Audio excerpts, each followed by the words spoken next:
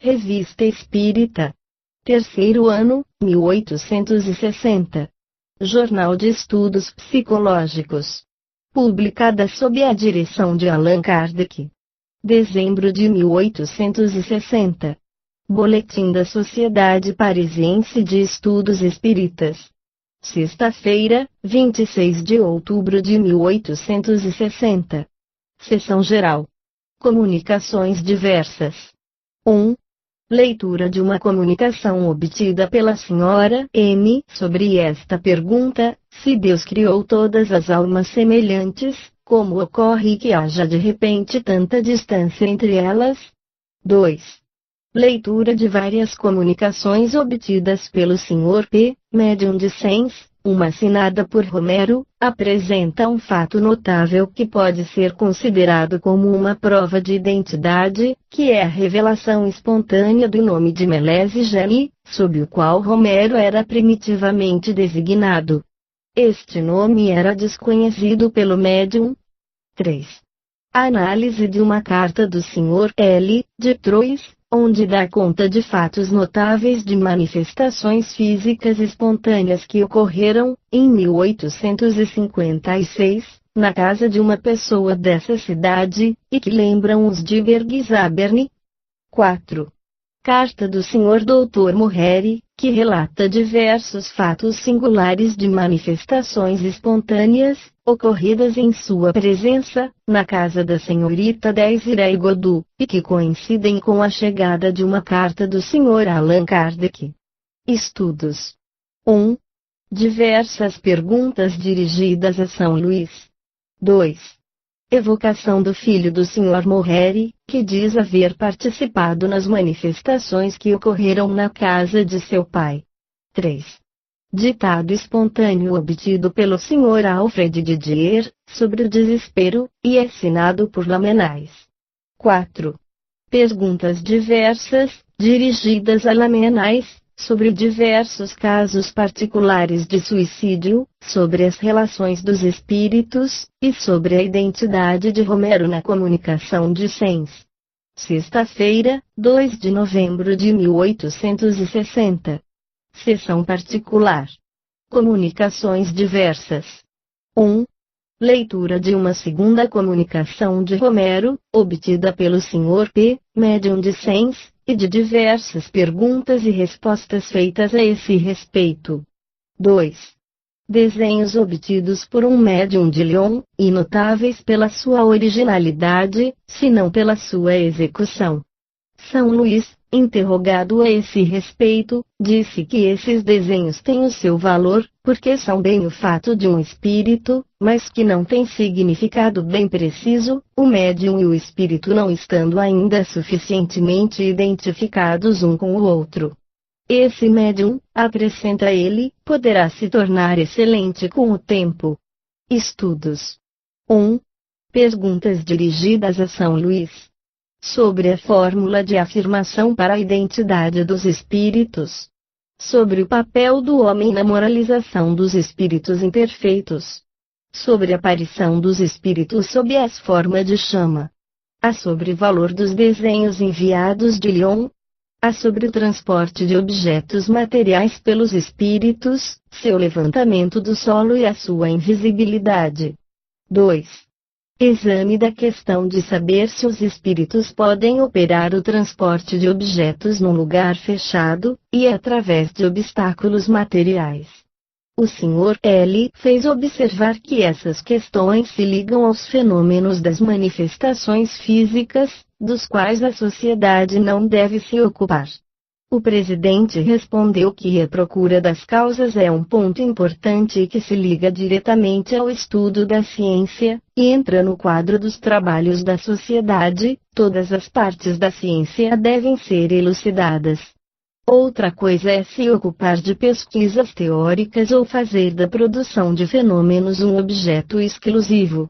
De resto, acrescentou, isso podemos referir a São Luís, pedindo-lhe consentir em nos dizer se ele considera a discussão, que vem de ocorrer, como tempo perdido.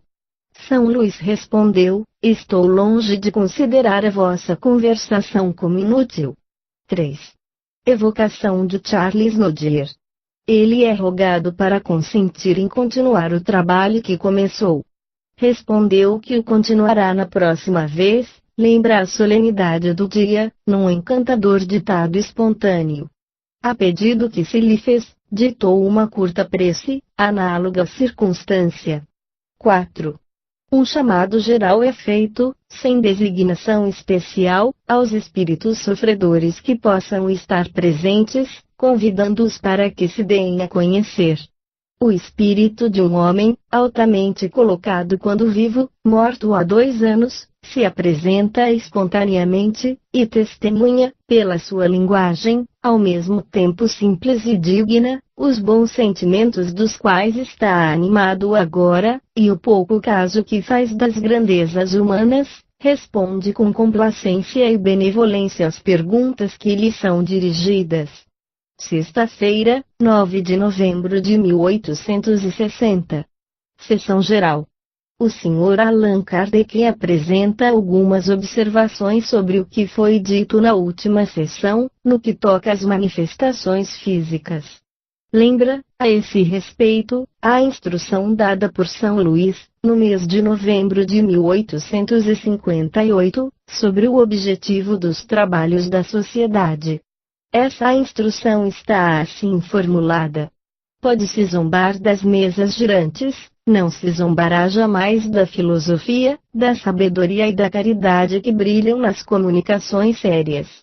Esse foi o vestíbulo da ciência, é ali que, entrando, deve-se deixar seus preconceitos, como se deixa seu casaco.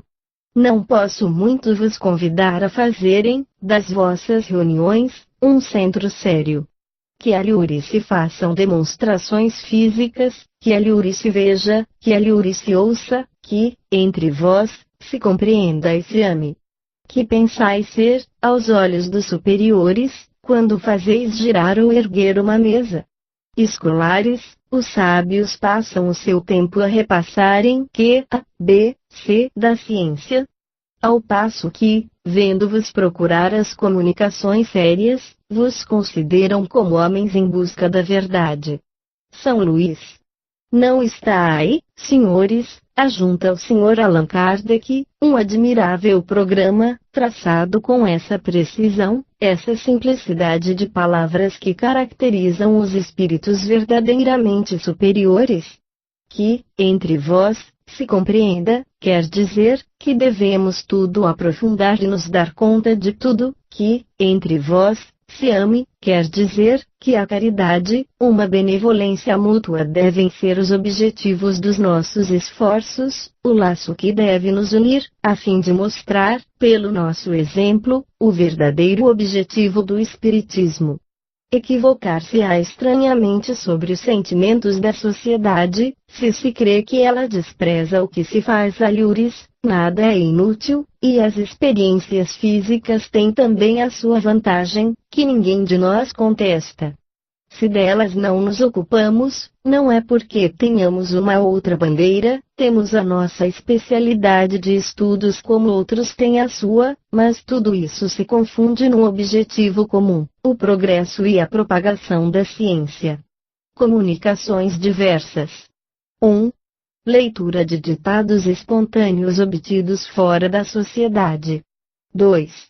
Carta do Sr. L. de Troyes, que dá conta de fatos que ocorreram em sua presença, da parte do espírito obsessor do qual se falou na última sessão. Esses fatos, que cessaram desde 1856, vêm de se reproduzir com circunstâncias muito notáveis, que serão objeto de um estudo da parte da sociedade. Estudos. 1.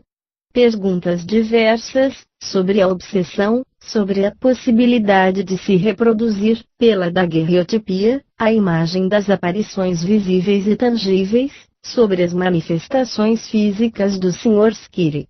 2. Perguntas sobre o espírito que se manifesta em Troyes, e notadamente sobre os efeitos magnéticos que se produziram nessa circunstância. 3. 5 ditados espontâneos foram obtidos por 4 médiuns diferentes. 4. Evocação do espírito perturbador de Trois. Este espírito revela uma natureza das mais inferiores,